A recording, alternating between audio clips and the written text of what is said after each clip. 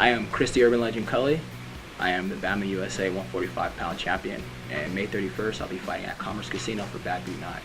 Barstow, to be honest, man, if you don't have the right figures to guide you, it's really easy to get caught up in the underworld, man. Like, luckily for me, I had Gutierrez Martial Arts Studio.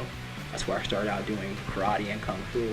I wasn't built for school, man. My mind was always moving. I always wanted to be doing physical activities, and I didn't really like the team dynamic so much. Like, I tried sports, basketball, football, track, you name it, and it just wasn't for me. And then I found martial arts, and it just grabbed me.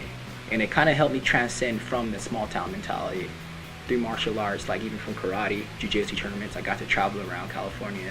Once I kind of immersed myself in that environment, I couldn't see anything else. So when I'd see kids, doing stupid stuff, getting arrested, getting in trouble or whatever, that was them. I wanted to work on my roundhouse kick.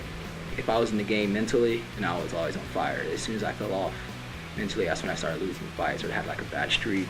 And I think it just kind of shows my maturity as a fighter. Now I'm learning to fight through adversity. I'm learning that, just because bad things happen, the fight still goes on. And it makes me want to fight that much more. When I first started with Bamma, I was having health issues. And, making the weight was hard. The doctor was going against me cutting weight, period. And then my last fight, which is probably one of my biggest fights to date, I get in a car accident, like a bad one. A truck spun out on the 15 freeway. And I remember I had to climb out of the hatchback of the truck, and the CHP was like, I didn't think nobody was going to walk out of there. I was covered in the dust from the airbags. I looked horrible, but they rinsed me off and I didn't have anything on me. I was like, just bruised up. And I just figure I'm too chill to kill at this point. If I can set my mind to a place where I'm at ease, then I feel unstoppable. And that's how I've been feeling since I came to Bamma. I felt like I know what my purpose is. This is my time to prove myself, to keep shutting up these people who doubt me. And it's motivating to see all Craig's belts. One day I hope to have a mantle like his. His guidance is getting through this numbskull of mine, and that I'm listening. He's put a lot of effort into me. It takes a lot of heart to go from a losing record to a winning record, from chump to champ. He's been there every step of the way. When I get the belt, I want it to be hanging up at the bullet hole, because that's where I became a champion between there and Millennium Mixed Martial Arts. That's where I learned what being a champion means, what it is, how it feels, because I had those guys around me. When you meet people who are common-minded, regardless of your past or not, you guys will end up, linking up. And Eric has a really good head on his shoulders. He's smart, he's athletic, and he has a really good business mind as far as fighting.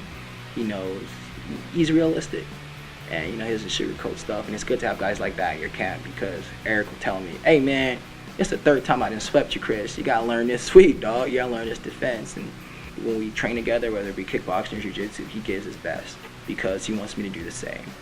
And I really appreciate him actually, stepping up these past couple fights and helping me out, because it's helped my ground game that much more.